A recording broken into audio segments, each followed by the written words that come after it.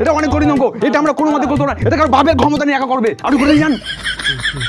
কি করে শুনতে পেলে কে জানে? কিচ্ছু না বলে চুপচাপ মায়েটা টাইম মতো মেরে দিলেই ভালো হতো।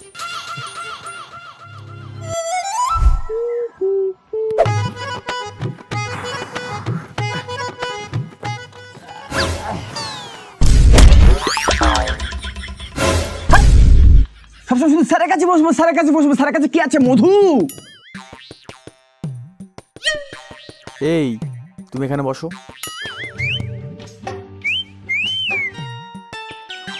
পরের মাসের মাইনেতে যখন 2,000 ছিয়ানক করবে তখন বুঝবে।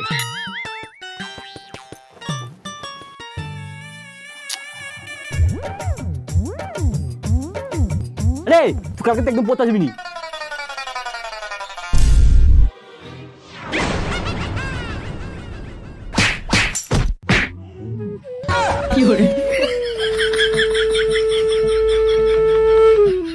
গন্ডারের চামড়া।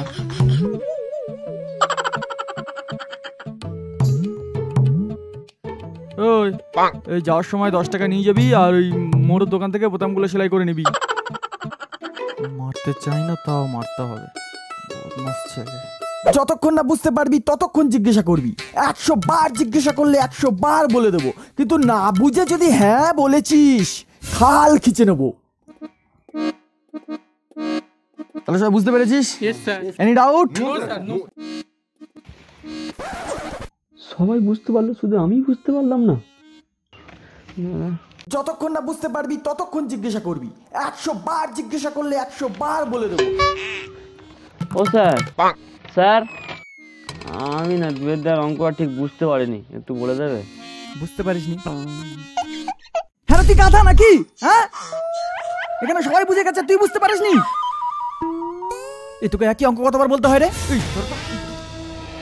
ও স্যার, আমিও না দুয়ের দাগের অঙ্কটা ঠিক বুঝতে পারিনি।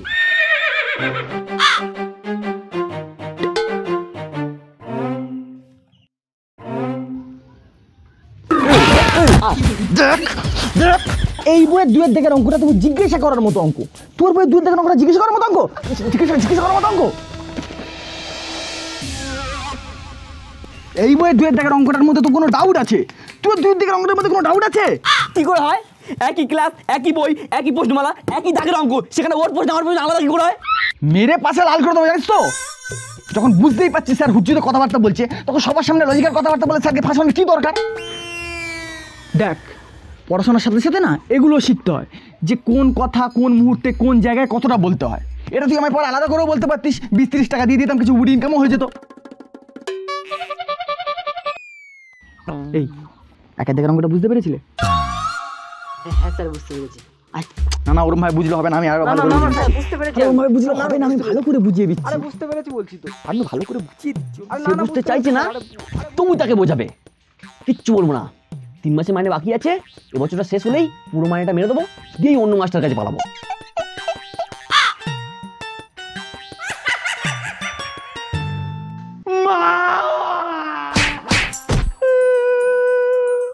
কি করে শুনতে পেলো কে জানে? কিচ্ছু না বলে চুপচাপ মায়েটা টাইম মতো মেরে দিলেই ভালো হতো।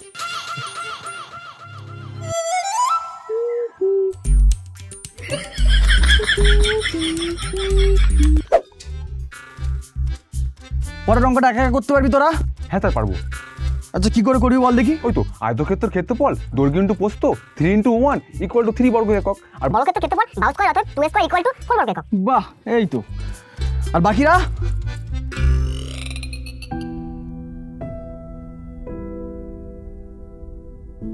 আমি তো ফের এটা বুঝতে পারছি না। স্যার তো বলে 100 বার জিজ্ঞাসা করলে 100 বার বলে দেবো, কিন্তু এক্ষুনি জিজ্ঞাসা করলেই সবার সামনে 100 রকম ভাবে অপমান করবে। আমি কেন সবার মতো তাড়াতাড়ি বুঝতে পারি না? কেন আমাকে আলাদাভাবে বোঝাতে হয়?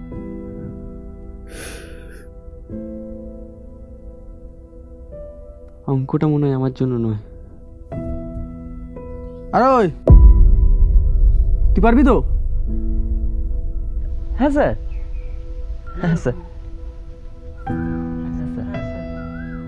ঠিক তোমার মতো অনেক ছাত্রই হয়তো লজ্জা ও ভয়ে একইভাবে মাথা নাড়িয়ে সবার তালে তাল মিলিয়ে যায়। বন্ধু, এটা ছাত্র জীবন, শেখার সময়। লজ্জা বা ভয় পেয়ে নিজেকে হারিয়ে ফেলো না। ছাত্র জীবনে মার সবাই খায়, আমিও খেয়েছি, তুমিও খাও। আর লজ্জা না পেয়ে যত পারো শিখে যাও।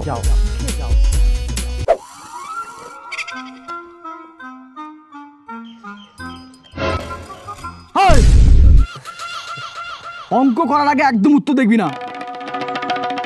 হ্যাঁ, অঙ্ক করতে পারবে না, শেষে গিয়ে গুলি মেলে উত্তর মিলিয়ে দেবে। খুব ধান্দা না? আগে অঙ্কটা পুরো কমপ্লিট কর। ও স্যার, তাহলে মনে হয় অঙ্কটা আমি আর পারবো না, এটা করে দিন না। ধান্দা বা ছেলে কোথাকার, উত্তর না দেখলে অঙ্ক করতে পারে না। 42 উত্তর। ও স্যার, এটা তো 44 আছে। মন তো প্রশ্নমালায় নেই, মন শুধু উত্তর মালায় পড়ে আছে। কখন উত্তর দেখবো, কখন উত্তর দেখবো। উত্তর ভুল আছে, অঙ্কটা দেখে নিবি। ঠিক আছে, তো দেখে নে। শর্তানুসারে কোন এটা তো -6 হবে।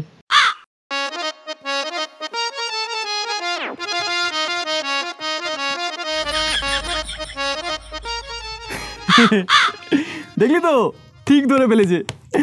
আরে সারপ্রাইজ টেস্ট! আমি তো পরীক্ষা নিচ্ছিলাম, দেখছিলাম তোদের কটার পড়ায় মন আছে। দেখলি তো, আমি ইচ্ছা করে ভুল লিখে চলে গেলাম, তোরা কেউ ধরতেই পারলি না। এই একটা ছেলে যার একটু পড়ায় মন আছে, আর বাকিগুলো তো সব উত্তর মালা দেখতে এসেছিস। কে কখন ভুল করবে তার কাবাট করে ধরবো।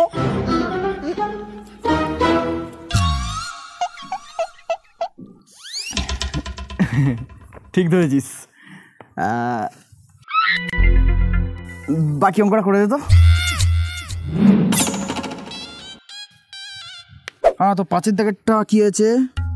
একটা ব্যাংক 20 মিটার দেয়ালে উঠবে, প্রতি ঘন্টায় 3 মিটার উঠে 2 মিটার নিচে নেমে রেস্ট নিচ্ছে। ব্যাংকটি কতক্ষণে দেওয়ালে উঠবে? ব্যাংকটি কতক্ষণে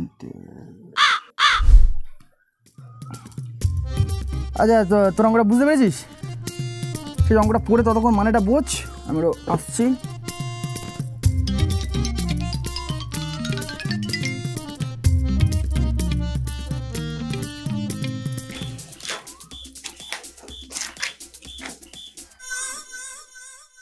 নিজে করো। এবার কি হবে?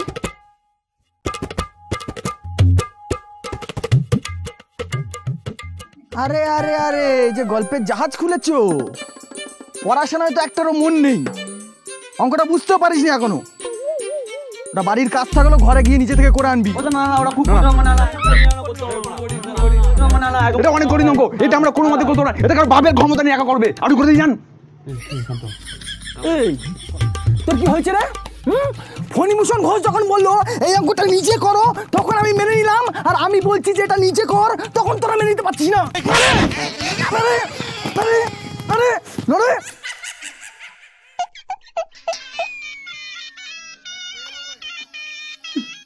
এই ফণিভূষণ ঘোষটা কে? আরে ওই তো যে ছাত্রবন্ধু লিখেছিল। ছাত্রবন্ধু?